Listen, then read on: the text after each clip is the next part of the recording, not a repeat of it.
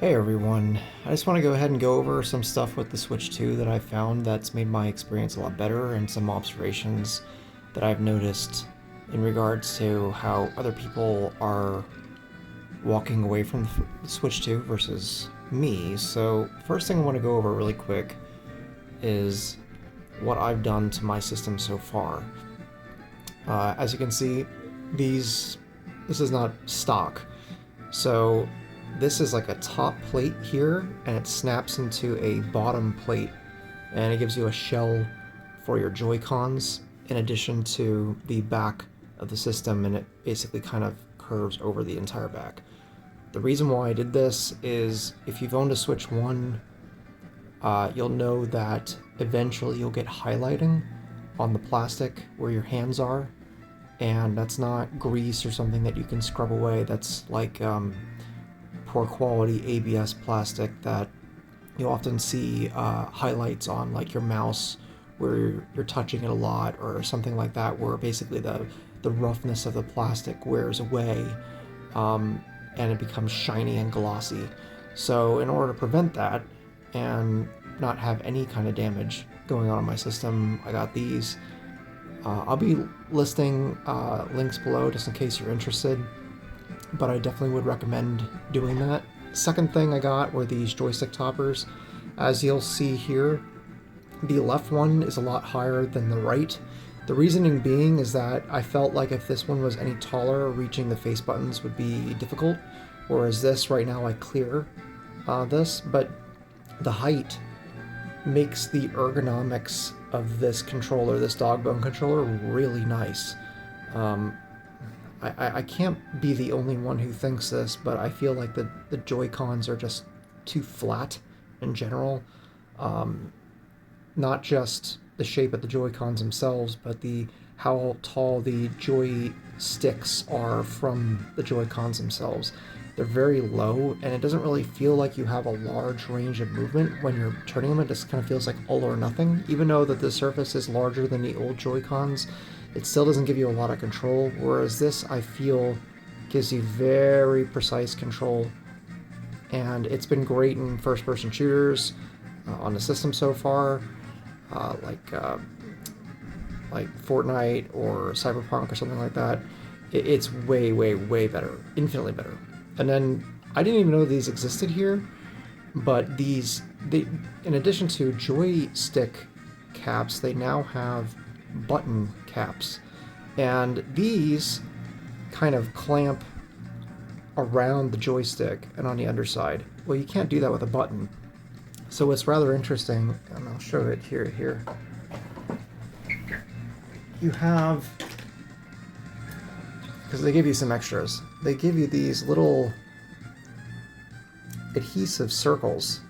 This comes off, and then you lay the adhesive on the actual button, and then you put these caps on the button itself.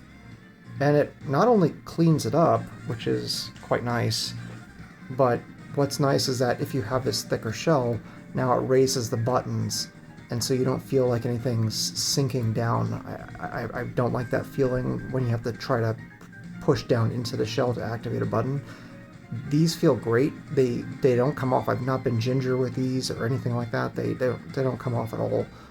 And the silicone rubber sort of feeling surface is really, really nice, and a lot better and more secure feeling than the tiny little buttons on the original Joy-Con 2s. So that would be my recommendation for sure on the controller and on the back of your system. It will make this harder to put the console in there. It's not like it's gonna damage it or anything, but you won't have nearly as much clearance room. That said, and I'll also put links onto this into the description below if I can remember to do all this. I did find the first and only, for what I can tell, 3D printed shell replacement for this. So if you had a Switch 1 and you remember how you would be able to take the core components, which is a little motherboard, and transplant that into a new shell that didn't have this front fascia thing, which would make taking the system in and out a lot easier. Now there is one that's for this specific, system to switch to. I believe it's made by the YouTuber Wolfden, so props to him. And it's also compatible and morphs. There's a little slider. It's also compatible with the Steam Deck and the ROG Ally. So if you have one or more of those handhelds, then you'll only need one dock for all three, which is quite nice. Yes, it'll actually work with the Nintendo innards, which is interesting. That stuff out of the way, the quality of life stuff out of the way, and I have that 3D print being done right now. It just takes several hours, so... long story short is I've noticed this weird trend, and that is to either make up stuff to bash the Switch 2 about, or to find the most minuscule things that you'll never find or notice in your life and blow them out of proportion. And it seems to be done by YouTubers who are just clickbaiting and don't even own the system, most of them. So they're just parroting each other. So they'll scour the internet for anything that anyone is saying that's negative. They won't do any proper research, they won't actually have the system themselves, and they'll end up just going ahead and complaining about it and make video after video after video. And it's soured I feel like the initial hype for the system in a lot of ways.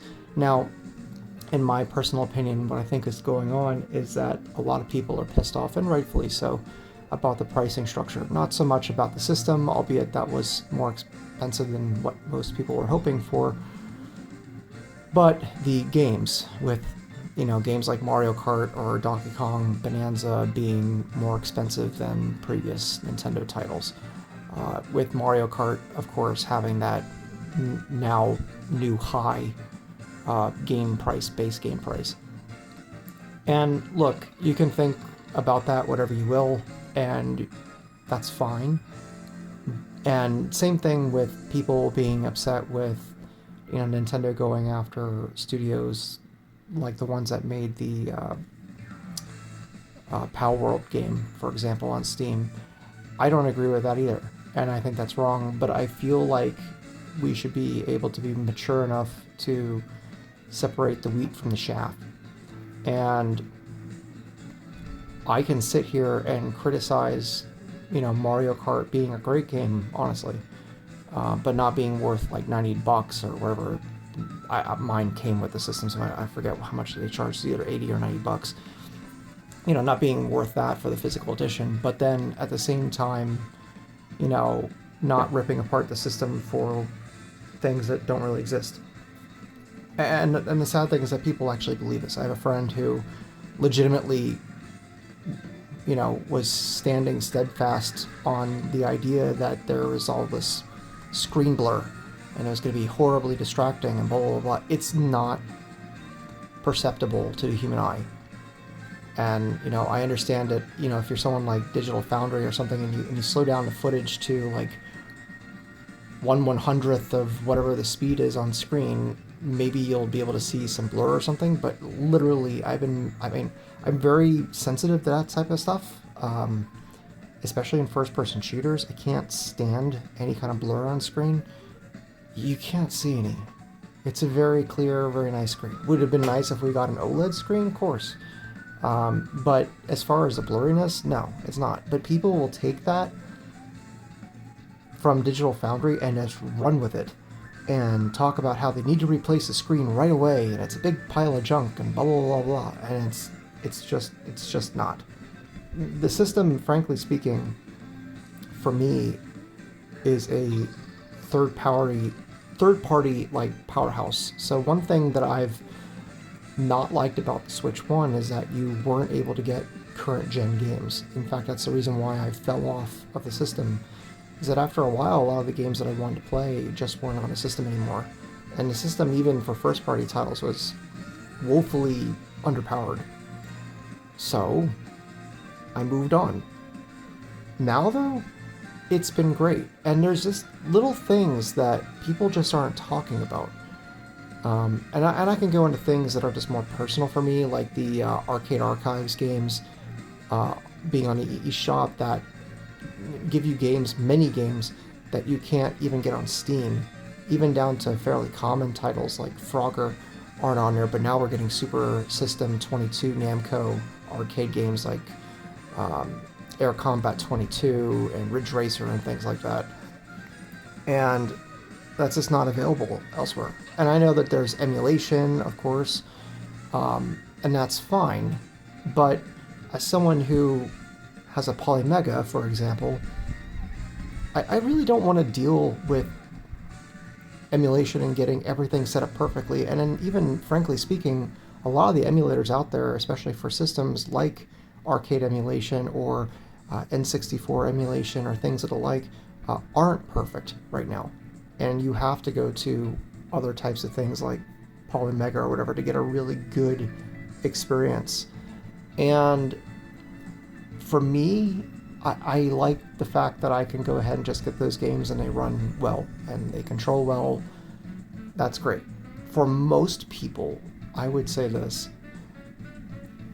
I don't feel like there's a killer app yet from Nintendo per se.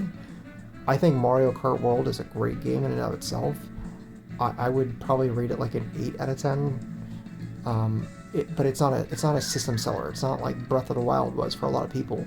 So I get people holding off right now. Donkey Kong Bonanza I bought. I'll show you the case here just in case anyone doubts me. There you go. I got this, and for me, I don't really like this game at all. I feel like it's just encouraging you to destroy as much of the environment as humanly possible in order to find stuff. It's a stuff finding game. And I've seen people praise this game. Maybe I'm just not getting it yet. I'm fairly early on. I'm in like the first world outside of the main intro area. And I know that doesn't sound like I've done much, but trust me, if you're trying to break apart the world enough to find stuff, like it takes forever. You're not blowing through levels in this game. It's very, very, very slow. So anyway, take that for what you will. But my point is that like I don't actually find the first party games to be the reason to get the system, which is odd because usually for a Nintendo console that is the way. For me, I find it to be a really compelling piece of hardware to be my main console going forward, just in general.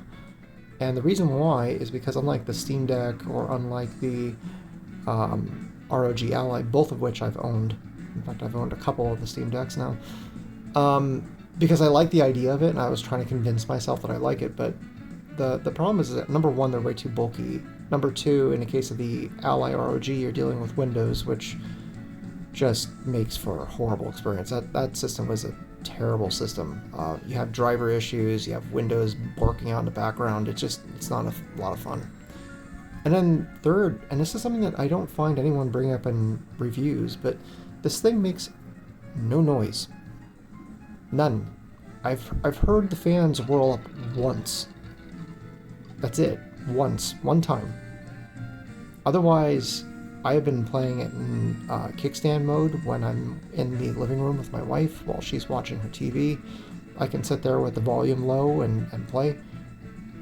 If she didn't look over and notice I was playing a game, she wouldn't be able to even tell. There's no noise coming out of it. There's no, what is that called? Like a hair dryer sort of noise, like that. Like, no, none of that. And same thing with my old laptop that I had. I had this gaming laptop, a desktop replacement, the same thing. It's loud as hell, it's cumbersome. This is providing me a really nice experience. You have, beautiful HDR, which normally I don't really bang on about that, but it makes, in particular, like this game very, very, very, very pretty. Especially in daylight segments. But it's been great. And I feel like this will be the spot for me to get third-party titles going on in the future. There is one downside, of course, and that is a lot, if not obviously the vast majority of the games on the eShop are not going to be updated for the Switch 2. Now, if you're like me and you don't have a Switch 1 anymore, you haven't had a Switch 1 in a while, that probably doesn't matter to you so much. If you're coming from a full library of Switch games, that might matter to you more. So keep that in perspective. But going forward, as far as the games that are coming out in the future, I mean, everything's going to be made for the Switch 2 in mind now. And I feel like this system is really, honestly, no slouch. From a graphical perspective, it's doing some pretty amazing things with third-party titles. And it's not giving you the typical inconveniences of a gaming laptop or gaming portable PC handheld. And yeah, that's kind of my 2 cents. Take that for what you will. Be wary about the complaints that you hear online from major YouTubers. They might not even be their own complaints. So that's my suggestion. That being said, I do have a new monitor. This is a mini LED monitor from KTC. So if you saw my first live stream and you're appalled by the previous screen and the splotchiness everywhere, we don't have to deal with that anymore. So that's great.